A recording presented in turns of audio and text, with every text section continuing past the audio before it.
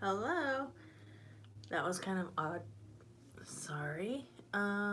Let's see. Let's make sure all chat is on instead of just the top chat. So we'll change that. And how do I get rid of that? I don't want to learn more. I know what I'm doing.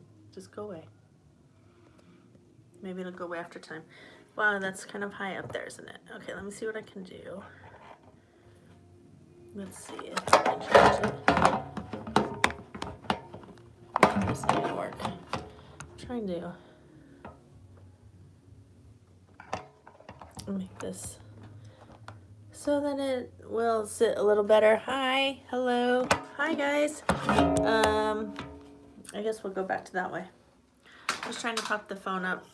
It's crooked too.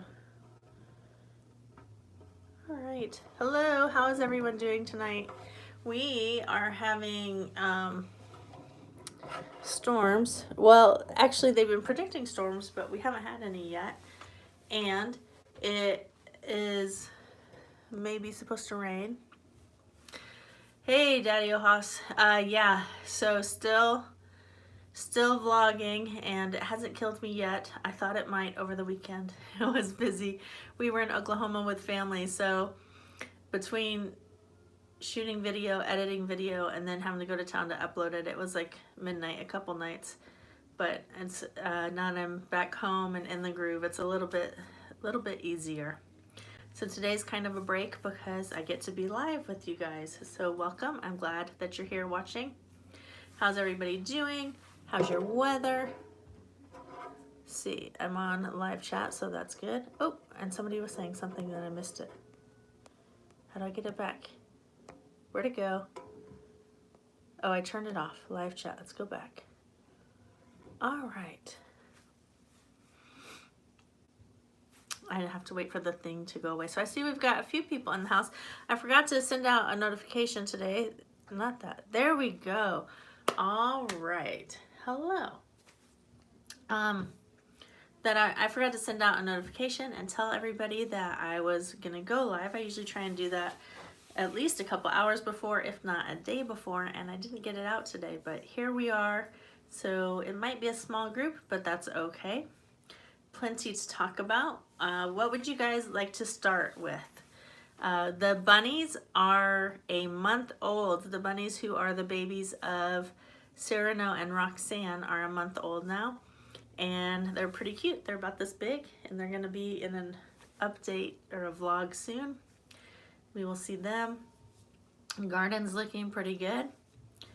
A garden video went up yesterday. And so we're just back in the routine of being at home, work, farm, church. One of my kids is home this week. Carter is home. She was lifeguarding all summer in Oklahoma, and she leaves for college on Sunday. So she's home this week. So we're spending a lot of time doing things like going to the eye doctors and buying bedding for the college dorm and etc., etc. Excuse me, my eyes are itchy.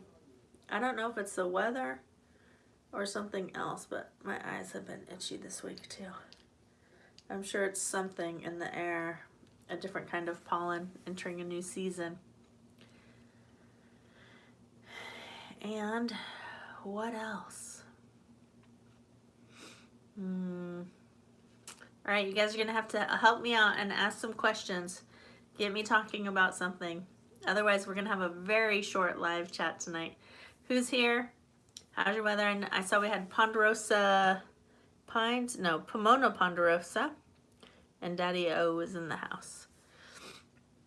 Who else is here? Where are you watching from? How's your weather? And what do you guys want me to talk about today? It's gonna be pretty open-ended. I don't have any plan. Let me tell you, it's been a week trying to get vlogs out every day and do it around working and around family time and all of that. So there are people who are daily vloggers, like Trisha at Willow Creek. She does like 6 days a week vlogging and has for years. That is amazing to me. I know that also Liz Zorab up by their farm. She did daily vlogging for I don't know how long, 2 years about. And now she's gone down to about 3 days a week or 4 days a week, I think. And then there are people who are putting out almost daily vlogs on YouTube, and then they also have, my brain just lapsed, Patreon, and they're putting out different videos over there. So that's a lot. I have a new respect for daily vloggers. I think I might have done Veda, which is vlog every day in April, once before.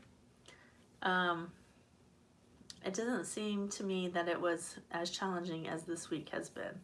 But maybe it was. Maybe I just forgot. Hey, Ashley's in the house. Hello. How are you feeling, Ashley? How far along are you? And Miss Rebecca's in the house. Hello, Miss B. How are you guys? How's everyone doing? I didn't come with a topic in mind tonight. I was telling the people who were here earlier that the first like 4 days of Vlogust just about did me in, but I think I've kind of hit a groove. I'm not fixing my hair or anything though, as you can see. Plus the church is having a pool party. Well, not the church, but the kids ministry is having a pool party after this. So it's hard to make videos and farm and work. It is. Yeah, but it was harder when I was at the cabin because I wanted to spend time with family, but I ended up like I would take video and then go sit on my computer and edit video and then go to town to upload it. And it was, apparently there's not good Verizon in the little town that they're in, no Verizon towers, and it would take forever to upload videos. And so I spent a lot of my time sitting in the car at like midnight trying to get the videos to upload before it was the next day, which I guess it wasn't. I was already too late for East Coast time. So I'm glad you're feeling good though. All right, Rebecca, what have you been up to? Have you done anything fun lately?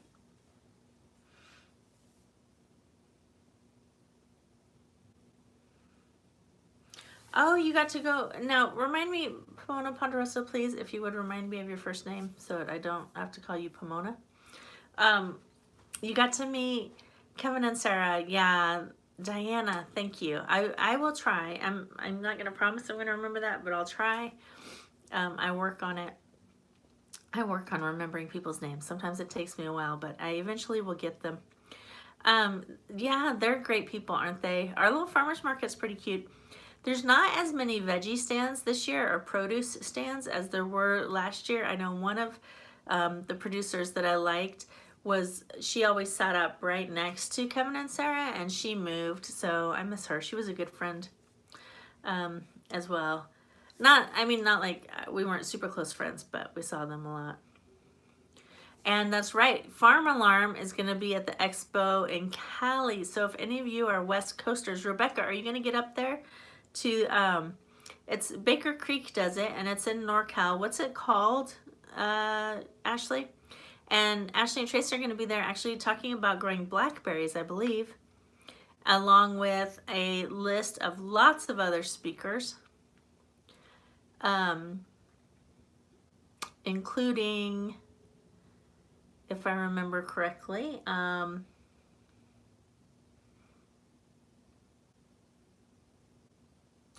totally lost my brain. Like my brain just like fell out.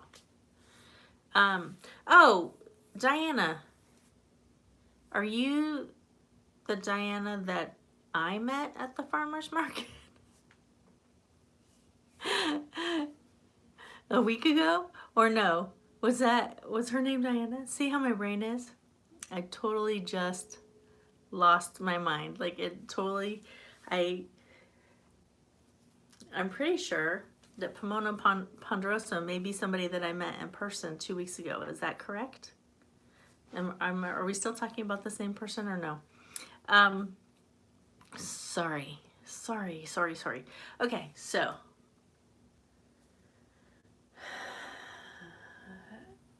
Roots and Refuge is going to be there. Oh, I know what I was asking. Ashley, what is the event called that they do? Because Baker Creek has a location in California, and Is it, you called it the Seed Expo? Sorry for the finger in your face. All right. The National Heirloom Expo. There you go. Okay, so you answered it. Alrighty. And so that should be fun. And now you guys have done a little bit of speaking. Like I know you did something at a school where it was open to the public and stuff, but have you done any big event like this? Are you very nervous, or is it just going to be fun? Some people really like to be up with a microphone in their hand. I am not really one of them. It's very interesting. A lot of times, a lot of the people who make videos on YouTube are actually kind of introverted and don't really do as well in big groups. But we seem like we would because we're talking to you guys all the time, but we're actually talking to a camera. Even though I know there's people going to watch it on the other end, I'm not standing in front of a crowded room. So some people live for that and some do not. Okay, so Diana, it was not you that I met. So what was her name? I'll have to look it up later. Sometimes, I sleep and then my brain just kind of, boop, it's gone. Hi, Grammy Karen, thank you for joining. Hi, Tom, thank you for joining. And oh, Rebecca really enjoys it. That's awesome. Yeah, you know what? I think public speaking is its own animal, Ashley. I think that, and there are some situations where I'm actually very comfortable doing public speaking. So that, so I don't know. I think it probably has a lot to do with if whatever the subject matter is, how comfortable I am with that will probably influence how nervous I am. Also, if it's something I've done before. So like the first time, like for example, I wasn't even public speaking, but the first time that I went to the Baker Creek Spring Planting Festival, when I met Ashley and hung out in their schoolie, I was super, super nervous that year. And I think that's because I didn't know a lot of people. And so I went and I had to like get myself to go introduce myself to people, and that was very difficult for me to do. And there was certain people that I was looking for that I really wanted to meet while I was there and to get to know them more.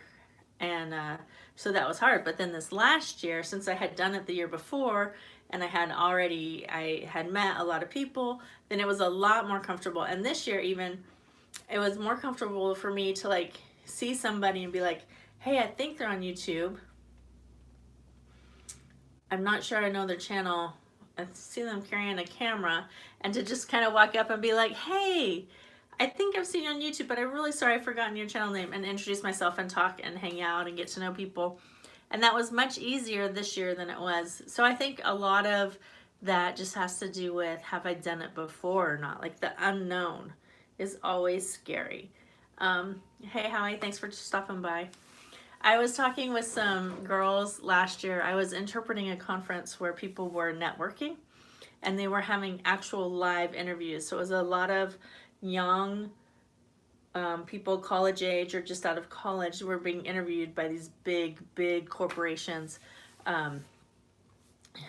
aerospace and technology, and like all the big corporations that you think about in the United States. And I was there working, and these two girls were talking about how nervous they were, and I said, you guys want to know a secret? And they're like, yeah. I go, here's a secret about interviewing that nobody ever tells you. And they're like, what? I go, it doesn't get any easier. And they both just like, they burst out laughing, but they're like, why would you say that? And I said, I say that because the people who are interviewing you know. They know that you're nervous and that you're not at your best and that it's going to be hard for you to come up with answers on the spot and stuff. And so they're going to have an understanding. And it's also good to know because everybody else here who's interviewing for these really jobs with high stakes employers that they really want to work for, everybody else here is feeling that same sort of nervousness. And so that actually, it helped them to relax a little bit to know like, oh, okay, it's not just me. I'm not the only one who feels awkward and new. And I think that it's that same thing, like first day at a new school, first day on a job, first time speaking in front of a certain group, that kind of thing. So I've been an interpreter. I've been working as an interpreter for forever. like since 1992 in the fall. So this is, somebody help me with the maths. Where's Jay when I'm trying to math? Okay, so 19 years and 8 years, 27 years. So I've been interpreting for my profession for 27 years. And last year, for the first time, I got up and I actually taught a seminar to interpreters for their continuing education requirements. And it was tough. It was really hard to do that, even though it was a small group, even though it was a subject matter I knew very well. You know, it was just like the first thing. But this year I'm doing another one on a different topic, and I'm like, oh yeah, I can do that, no problem. But I'm kind of dumb because I agreed to do it the second weekend in September, and I'm doing Vlogust for this whole month. When am I gonna prep for this thing? Thanks, Rebecca. You're not my favorite anymore. That's just not very nice. Let's see, what is how I say? Plant a food forest and feed you and yours for a lifetime. Plant a food forest and feed generations. Plant a food forest and save the planet. Please plant a tree for a new lung for all creatures. Nice. Yes, ASL. I do interpret ASL, American Sign Language. I see Rebecca says pick one person in the crowd and speak to them. Well, here's the thing. I've been in rooms where the speaker either like scans over the audience and you're like, they never look at anyone. Or I've been in rooms where the speaker looks at one person, like they're looking on this side of the stage the whole time. And then every now and then they'll turn over here, but almost always they're like, and I'm like, who are you talking to? You know, or I know someone that like, they always look like they're looking above my head. I'm like, is there someone behind? Like, I think it's really more effective if you talk to specific people, but you have to do it like throughout. You can't just pick one person and talk to them the whole time. So that's my little thing on it. From being in an audience a lot of times and being on a platform a lot of times. So that should be fun. What else? What else is going on, everyone? Does anybody have any questions for me? This is your time. This is your time to ask Lorella, what would you like to know about me? Oh, speaking of sign language, I would really like to know if any of you have watched the video that I put up Saturday that said making pies and memories or something like that, or making memories and pie. I don't remember exactly which way I worded it. I very purposely chose to post it and have it in sign language, and I put open captions on the bottom, or subtitles. I subtitled it, and I didn't do any disclaimer at the beginning or at the end of it, where I said like this video is not going to have any voiceover, or this is my deaf aunt, or anything like that. All I did was I just put up the video like it was one of my regular videos, and I actually did that on purpose because I felt that it would be more inclusive, and that seeing persons use sign language, or seeing people speak different languages, or people who have disabilities in wheelchairs, or you know, whatever different disabilities, that it should be more normal, that it shouldn't be something that is unusual. Like, I know, and I'm going to be careful how I say this, because people often will tell me like, oh, sign language is so beautiful, and I understand that it's an expressive language, so I understand why they're saying that.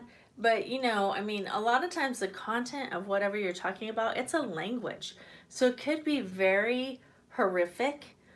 You know, you could be talking about a grisly murder, or it could be something very boring. You could be talking about, you know, getting paperwork together for taxes. So it's not necessarily that it's a pretty language, because language is language is language. I mean, it's just, you know, I mean, I guess people say that French is a beautiful language because it rolls off your tongue or whatever, you know, the way it sounds. But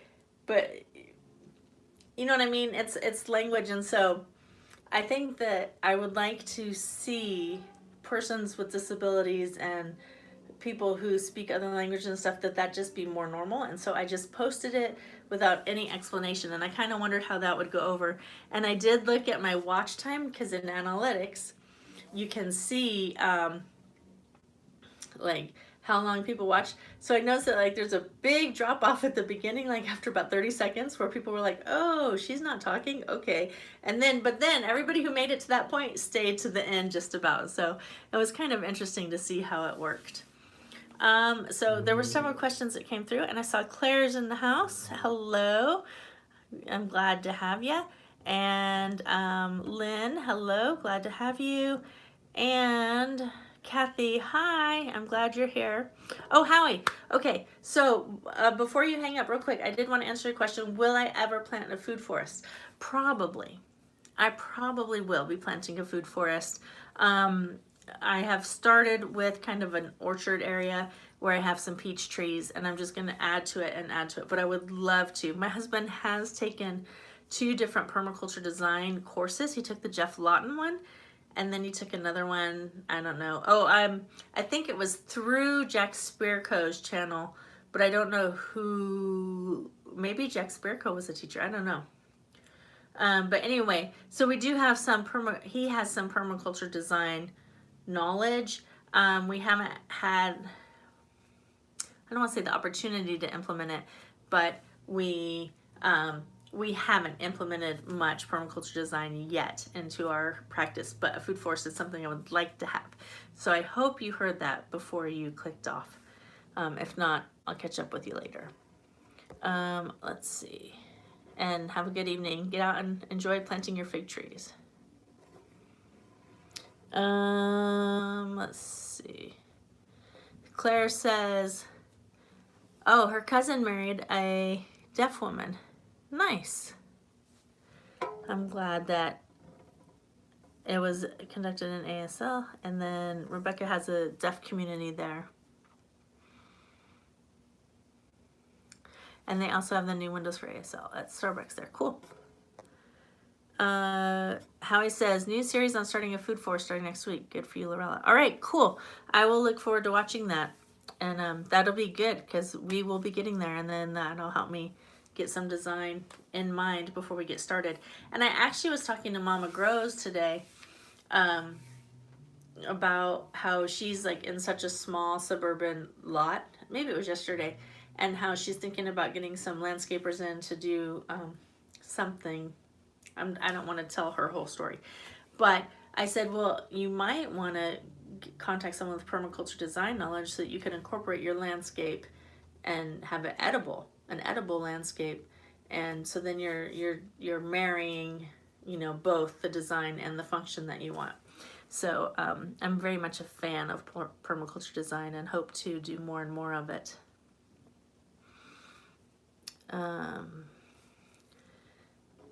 Yes, and then Ashley asked me something. Are there certain slang words? Are there slang words for certain things in ASL? Yes, there are ASL slang words. Are you wanting examples? I'm trying to think of some just like off the top of my head. There are also plays on words, and there are also like word things that people do. Yeah, I mean, there's slang in any language. Any language is going to have slang, so yes. So there's something like that you would do in sign language that I don't know that you would ever really do in another language that it would work the same. And I mean, I guess you could, but there's something called the ABC poem. And so many of you have probably seen the sign language alphabet. I was going to try and talk while I was doing it, and I got lost. Right? Okay, well, every signed word in sign language, in any sign language, will have a hand shape associated with it. And often the hand shape is going to be similar to a letter. So like, let's say motorcycle handles, right? that's also the letter S. It just happens that they're the same. The B hand shape is like you could use for a flat shelf or, you know, different things like that. This could be holding a cup or whatever, right? So deaf people will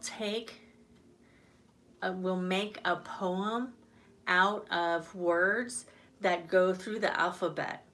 And some people are really, really good at it. And then there are other people who will like memorize somebody else's so that they can tell it. And it's a form of cultural storytelling that you really wouldn't see. I mean, I guess in English you could use, like, you could do a poem that started with the letter A, like all boys could, whatever, right? But it doesn't have the same effect because it makes a visual story that isn't necessarily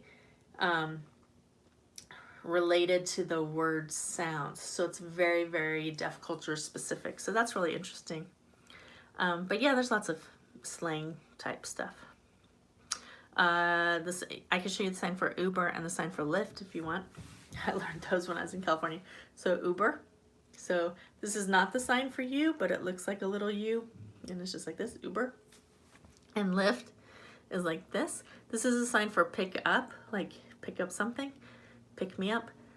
And this is like the Lyft used to have the mustache on all their cars, right? So Lyft. So there you go, Lyft and Uber, now you know. All right, let's see. What else?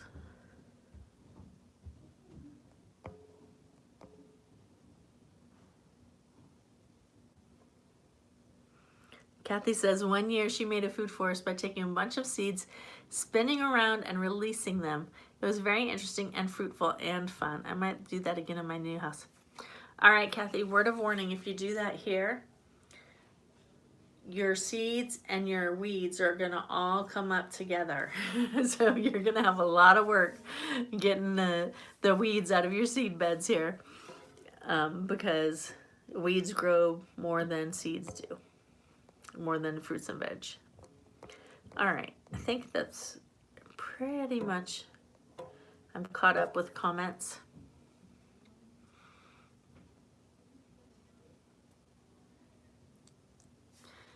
Yeah, so sign language is just like any language. If you don't use it, you will forget it, you know. I mean, unless, like, I could stop using sign language now and I would still remember it, but I've been signing for 30 plus years, so I'm not gonna forget it. It's since I was 18, so more than half my life now. Do I follow Sarah Jo at Briarton Farm? I do not. Should I? Tell me about her. Oh, you're asking Rent to Grown. You weren't even asking me. Never mind. Never mind then. All right, what else? So I see we have some other people who have joined us. So hello, who's watching? Where are you watching from? What's your weather like? I'm here in southern Missouri where it kind of hinted at storming all day, but not much rain came down. I was hoping it would rain a little bit more so I don't have to water my garden. Claire says she got her landlady's blessing to start a fall garden today. 15 by 45 patch of ground. Woo, that's exciting. It is muggy out, Ashley. It's pretty miserably muggy. Do I have all chat turned on? I do, okay. Just want to make sure I'm not missing anybody's chats. I see we've got some people here who are not commenting, they're just hanging out. And that is just fine. It just makes me have to think of things to talk about. And sometimes I kind of go, Hello, Cowgirl Jane. How are you doing? No rain, huh? Oh, Ashley. So are you going to go back and watch any of my Vlogust videos? I saw you said something way back there about you haven't seen any of them yet. Well, come on. You're here tonight, though. You're here tonight, so we'll let that go. Oh, you think Tracy has? Yeah, actually, Tracy must have because there was comments on one like a day or two ago. So certainly, if you didn't write the comment, he did. I can kind of tell whether he has or not. Oh, so Cowgirl Jane says, didn't see you at Baker Creek on Sunday. I am typically not there on Sundays. This past Sunday I was in Oklahoma with family, but I usually am at church and do family stuff on Sundays. So a better thing to do if you want to meet me somewhere would be to message me on Facebook, and then I can probably meet you up at the farmer's market on Saturday in Ava, depending on which Saturday it is. A lot of times our Saturdays is spent with farm projects, because that's the day that Chris and I are both usually home. Like this weekend, remember our cows and the miscarriage, we had to vaccinate. So we have to do the booster vaccination because the miscarriage was lepto something something something that's like this long. And once it gets in your herd, it like can leach into the, or not leach, what do they call that? In the ground, where it gets in the ground, and then it can be given to all the cattle. And if one of them has it, they probably all do. And since we think 3 of them were pregnant at the time the one miscarried, we wanted the others to carry to term, so we had to vaccinate the whole herd, and we have to do the booster this weekend. And when we were doing that, we used a blue squeeze chute. Squeeze chutes are an amazing, amazing thing, by the way. And so we had them coming through the barn stalls, like where the barn stalls are all open, to come out through the squeeze chute, and the tallest one actually jumped out of the barn and broke a board off. So this Saturday we're going to be repairing barn stalls and then running them through the chute and working cattle. So we only have 4 to work, so it shouldn't be too long, but it will be probably, it ends up being an all-day project. I don't know how these things always turn into all-day projects, but it seems like they always do. So that's my Saturday. So Cowgirl Jane, my name is spelled Lorella, last name Crews. If you send me a message on Facebook, if you send it to the Plan B Orchard and Farm page, I will get it eventually, but if you send it to my personal page, I'll get it faster, and then at some point we could meet up at the farmer's market. Let's see. You're doing an art guild workshop on Saturday? That sounds fun. Here in Ava or somewhere else? And then Claire says, I remind her a lot of her dad's girlfriend, like the way you speak and other stuff. It's uncanny. I like you better than I like her, though. I was just gonna say I hope you like her, because I hope that influences you. I hope that influences you to like me.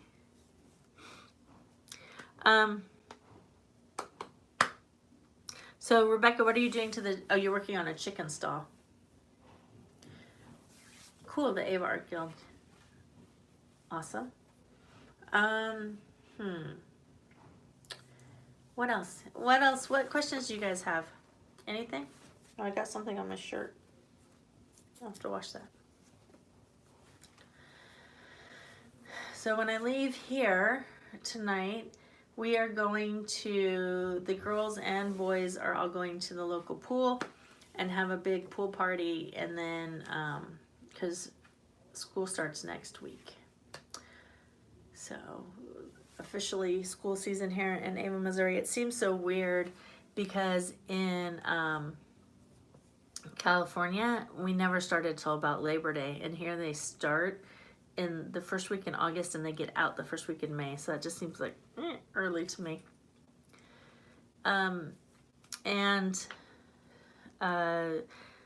Claire asked about the Three Sisters Garden. It's going really good. I have a playlist on my channel from the channels who are participating, and I'm really excited about it because I actually have corn, lots of corn with lots of cobs on it, and I have not seen any baby pumpkins yet, but I have a butternut squash that's about that big, and I have some purple teepee beans that are flowering, and I got everything started really late, like end of June, almost about the latest you could do, and still hope to get fruit.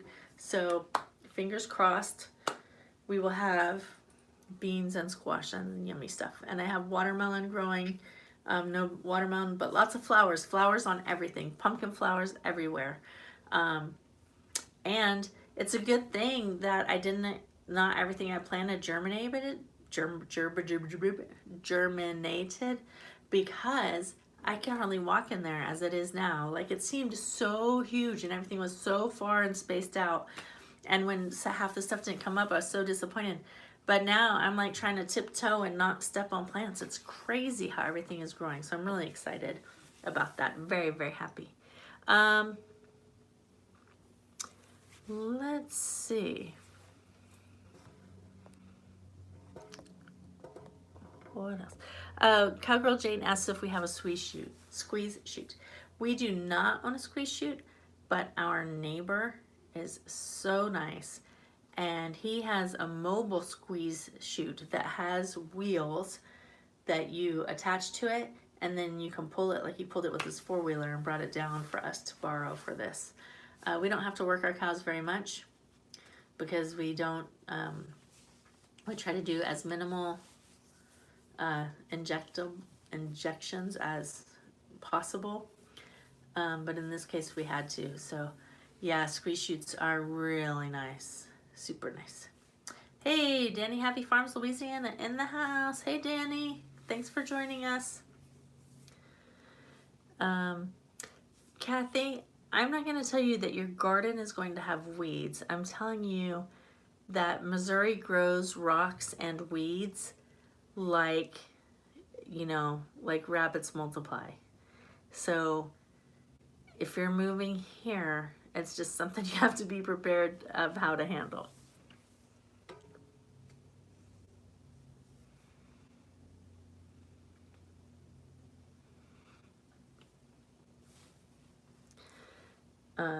And then I see you talking gaming and stuff. Sorry, I'm trying to scroll through the chat and see what I'm missing. All right, guys talking to each other.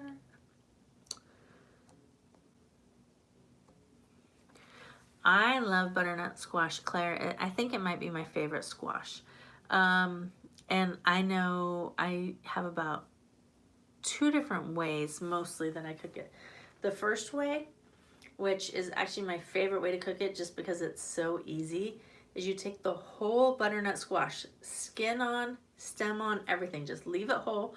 I wash it off a little bit, and then I put it in a crock pot, 8 hours on low. Done. You take it out, you slice it, you scoop out the seeds. It's perfect for, like, if you want to eat it like mashed sweet potato with a little butter and brown sugar, or if you want to put it in a soup or anything like that. Perfect.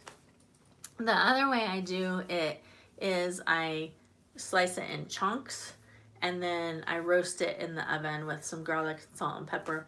And that actually has a little better flavor than the other one, but it's quite a bit more work, because cutting butternut squash, they're not super easy to cut. They're so big around, and you have to have a really good knife and stuff. And Danny asked me about my life in Alaska. I was there from the time I was 12 until I was 18 in Anchorage. We moved there from Oregon, and then after I graduated high school, I went to high school in Louisiana, which is very interesting, in Baton Rouge. And not high school, college. When I graduated high school, I went to college in Baton Rouge, and my parents stayed in Alaska, so I went home summers for a couple years, and then they moved to Washington before they finally retired here. So there you go. You were born in Bend, Oregon? What? I lived in Bend, Oregon. I lived in Bend, Oregon before moving to Alaska. So 1977 to 1982. I know, what? Deschutes River Woods. Do you know where that is? I went to Bend Elementary, whatever that elementary school was. Oh, see, I left right when you got there. You're probably younger than me too, huh? That's hilarious. That's really funny.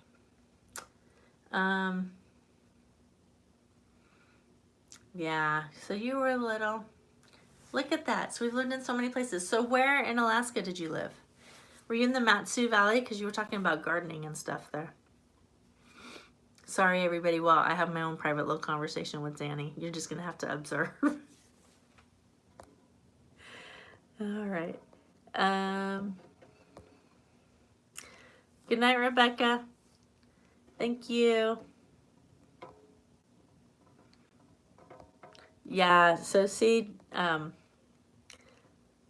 Diana knows. She knows. Missouri grows rocks and weeds.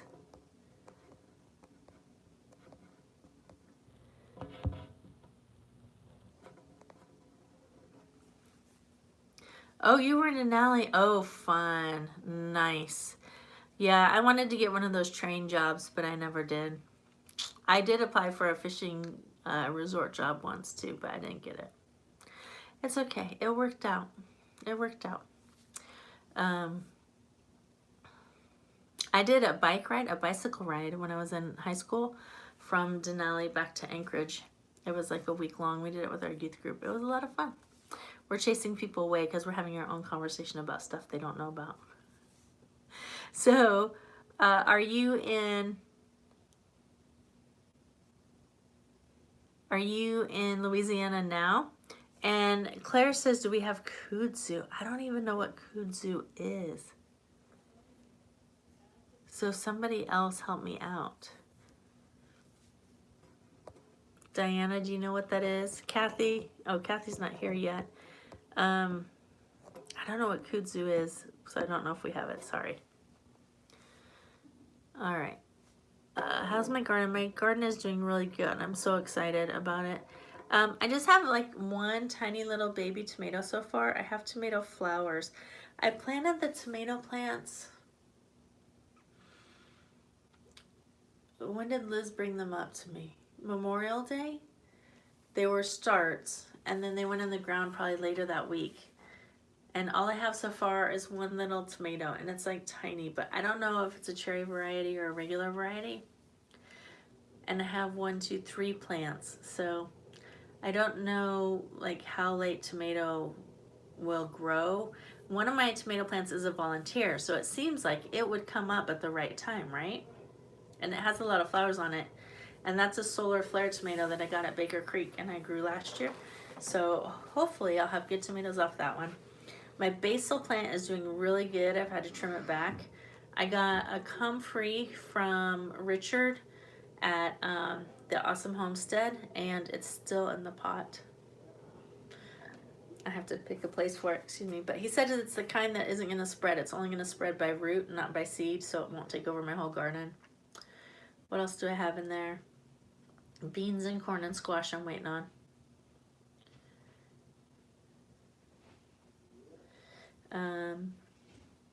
So turns out that I did some research on the purple corn silk. Did we talk about that last week? I think we did, right?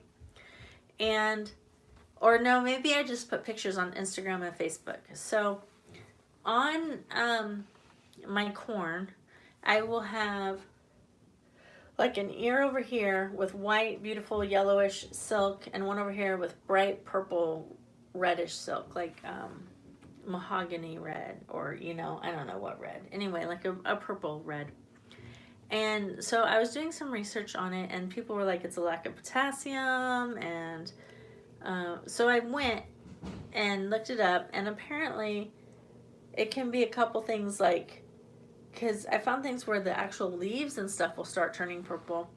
If you get a lot of water, and so the soil, the nutrients in the soil are diluted, and the plant can't get as much nutrients as it needs, it can cause that.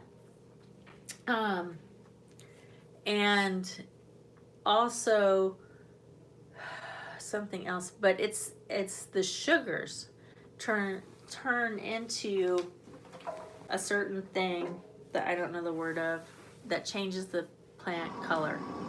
And it's interesting that like some of the stalks have it and some don't, and I think that maybe I have it planted really close together. Like if you see the bottom of my stalks, there's like 10 or 12 of them growing like out of one little spot. I never thinned it. I planted a bunch and it didn't come up, and so I went in and replanted, and I think like it all came up, which is okay because I have corn stalks everywhere. But now I have this going on where they're purple, and so maybe the combination of the ground being so wet and them being all so close together that they're competing. So my question then is, well, not a question, I'm just wondering, like, is that going to make the corn purple? Because I think every silk is attached to a kernel, right? So I'm going to have purple and yellow corn. And then is it going to taste any different or be too like starchy because of the sugars? I don't know. So it'll be an interesting thing to see how it turns out and to figure out what I could do for it next year. And it's something about the phosphorus level. So there we go. So I don't know if I added, like now that it's already flowering and already making corn, if I add the like more rabbit manure. I don't know what I would need to add. I don't know much about it. That's about it. That's about all I know so far. So I will keep you guys posted on that, and I will definitely take videos when harvesting time is coming. And I've been watching videos about how to know when your corn is ready. So I'm excited. Very excited. This is my excited face. It's such a learning process, and I feel like I have a huge learning curve in the garden, much more than with the animals. I feel like I do better with the animals. Except that this year's been kind of tough. I've had a lot of losses for animals, more than I am used to. More than should be acceptable. But in each case, looking back, all but this last set of bunnies, I don't think I could have prevented. Maybe the cow, if we had vaccinated the cows before, maybe. But I don't know for sure. But the pig, nothing I could do about that. The chickens and the turkeys, I did everything in my power, and everything that anybody else thought I should be doing, I was doing. The bunnies, I could have saved them. That was the saddest one, I think. And then the cow, maybe if we had vaccinated. But we learn. Yeah, but the garden is tough. Gardening is tough for me. Some people, like, it really comes natural to them, and everything they touch seems to grow. Not this girl. Not this girl. But I'm getting better. I actually have things growing. And last year I had things growing too, but not at the same time. What am I looking forward to the most this fall? I don't even know if I've thought about fall yet. I've thought about putting in a fall garden, but it's probably almost too late to do that. I think probably to having rabbit in the freezer is kind of one. And it sounds like so cruel. Like today I had the bunnies out and I was like petting them and talking to them and loving on them, and I was like, I just can't wait till you guys are in my freezer. I was like, so it sounded a little bit morbid, but I'm like, I'm really excited about that we'll have another meat source in the freezer because Chris doesn't eat chicken. And so rabbits are going to be our renewable meat source like we would have chickens. And right now we have 2 pigs in our freezer, so we have a lot of pork that we're eating and rubbing. And I'm like, I'm ready for a little bit of variety. I'm ready for some rabbit in my diet. Claire has moved back to where she grew up and is worried about gardening here again. You'll get into the swing of thing, and then you'll be like, it'll be old hat to you. You'll be back there, no problem. I am looking forward to corn. The corn is like super exciting to me. And you guys, my garden. I'm really looking forward to doing some more like structural stuff in the garden too, like more fencing and more whimsy. And actually saw something today at a antique store that I almost bought, but it's just not right the time. Budget is a little bit tight right now, but I might go back, and if it's still there when I go back, I'll probably get it. So adding more things, because last year I tried to do kind of a market garden, and it really was overwhelming for me because of the amount of work. I had 20 or 22 different varieties of veg growing in there, and I had 10-foot long beds, and it was too hard to maintain before and after work and try and grow that much food. And so I decided that I had to take a step back and evaluate where I was at and what was really feasible for me to do. And so I decided that I was going to redesign my garden, add some whimsy, add some beauty to it, make it a place where I would want to spend time and that was not a stressor for me, not stressing me out. I want to produce food for my family first and foremost. If I have excess to sell, that's great.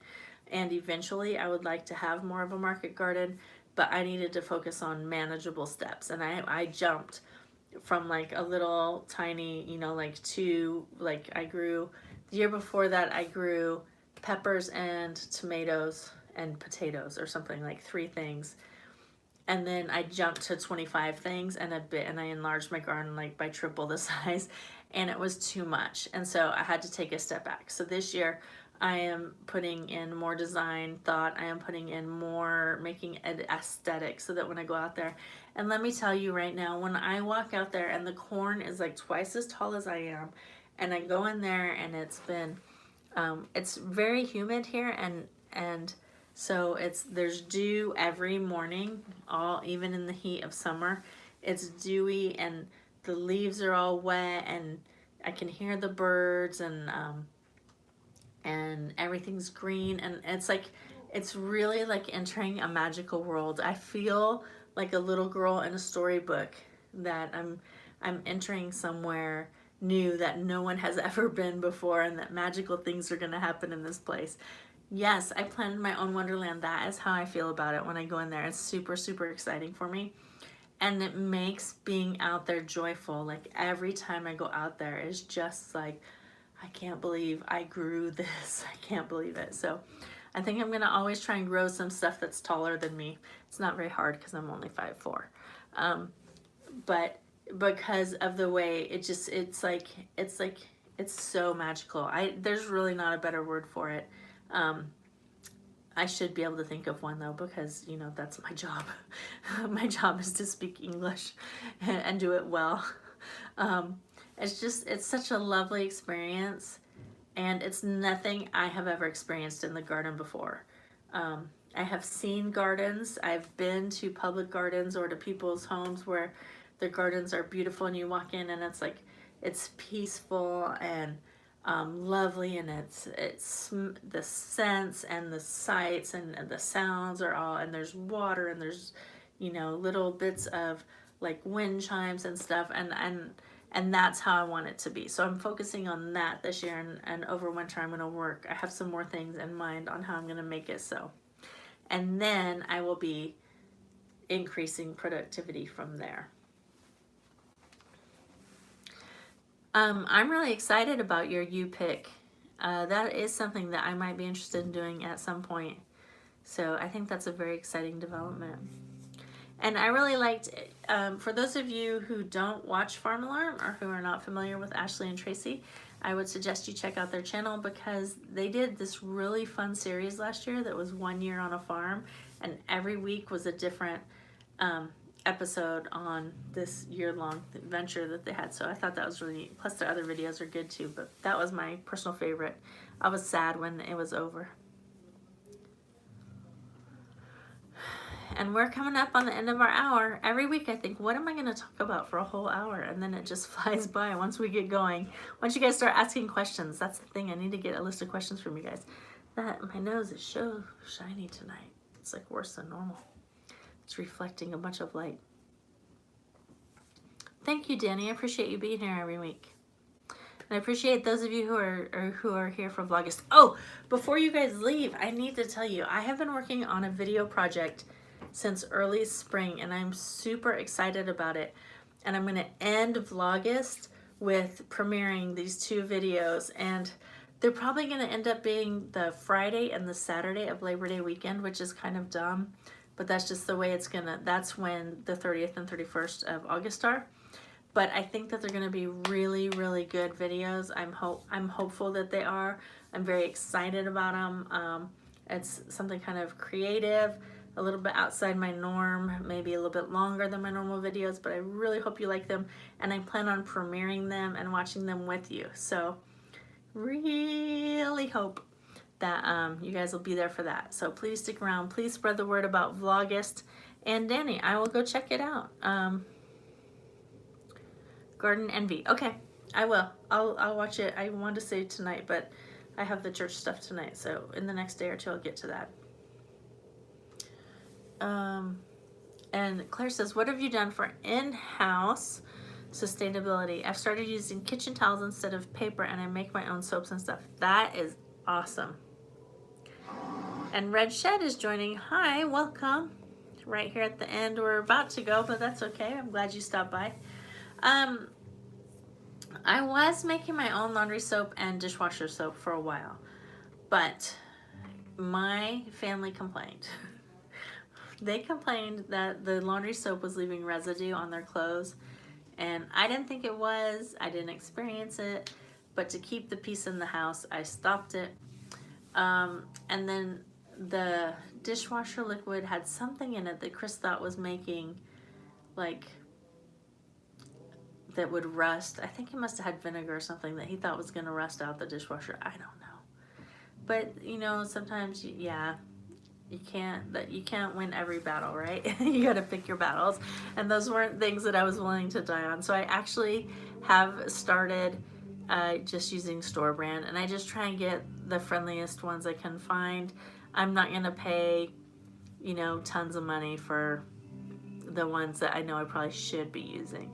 And actually, I just got, it might be a Palmolive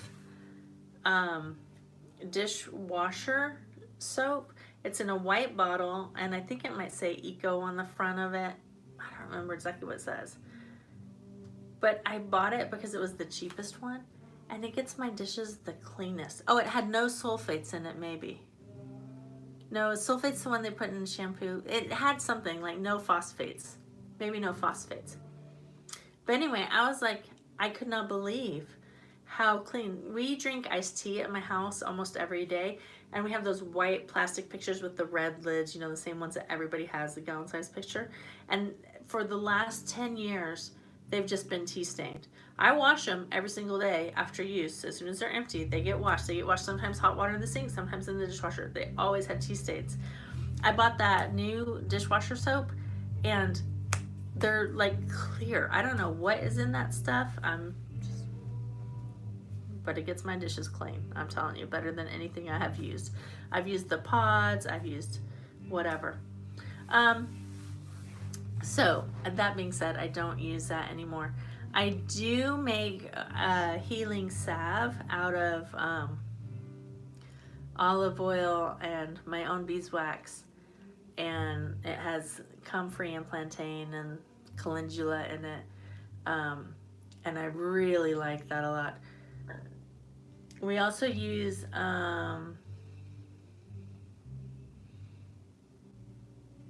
what else? What else do we do?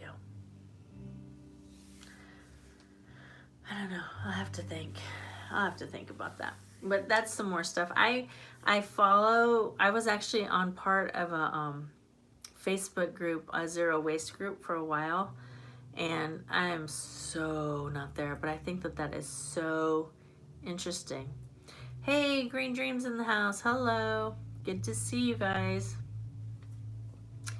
I would really like to move towards being more sustainable and, you know, steward our earth better. Not there yet. Not there yet. One thing at a time, right? So for now, we're working on growing our own food as best we can, and then we'll add other things in. But I think that's one thing that I really like about this homesteading community is that people are everywhere along the spectrum. You know, we've got homeschoolers and public schoolers and you know, zero waste people and people who, you know, or whatever, are buying things in bulk. You know what I mean? Like we have everybody along the spectrum, and everybody's at a different point in the journey. But as long as I've been a part of the community, everybody has been very encouraging to me in the efforts I am making, and encouraging me to keep going and not like getting on my case for what I haven't done yet. Let's see. You know, Rent a Girl, my husband has tried to get me to switch to family cloth. And I'm just like, I can't do it. I can't do it. I might, I don't know. But, so, okay. I don't know if Chris is watching right now. Sometimes he does, but I'll just tell you guys this. The biggest fight in our marriage, the one thing that probably we argue about more than any other thing is the amount of toilet paper I use. Because I'm just like, Jason knew it.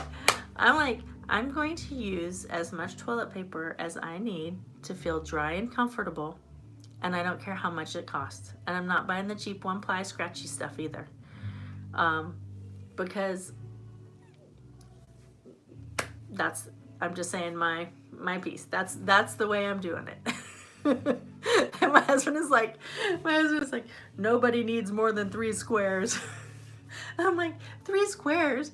3 squares is like for a squirrel. It's not enough toilet paper for anybody.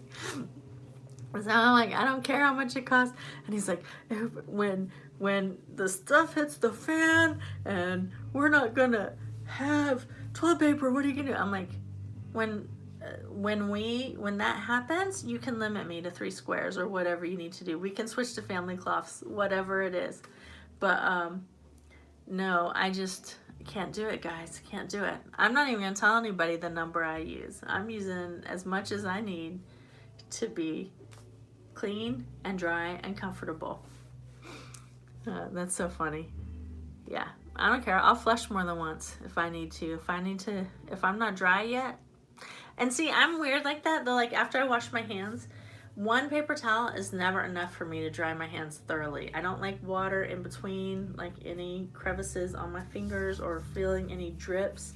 So I use probably on average 3 paper towels every time to dry my hands. I'll use the air dryer if they have an air dryer, but if it's a paper towel, it takes at least 3 paper towels. So yeah, I know it's a weird thing. And then when I was interpreting one time, I was interpreting for occupational therapy for a child, and they said like the people who don't like to have water on their hands, that's actually a sensory issue, and that not everybody has that. And I was like, what?